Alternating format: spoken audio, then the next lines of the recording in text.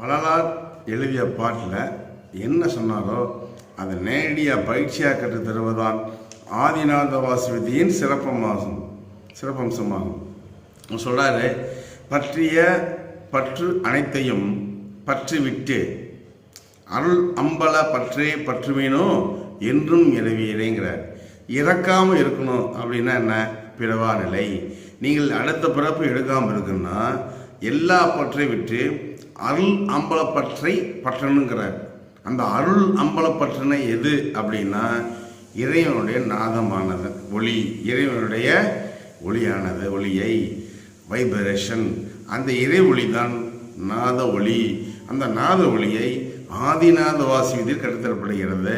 இதுதான் மாணிக்க வாசகர் நமச்சி வாழ்க நாதன் இமைப்பொழுதும் என் நெஞ்சில் நீங்காதான் வாழ்க.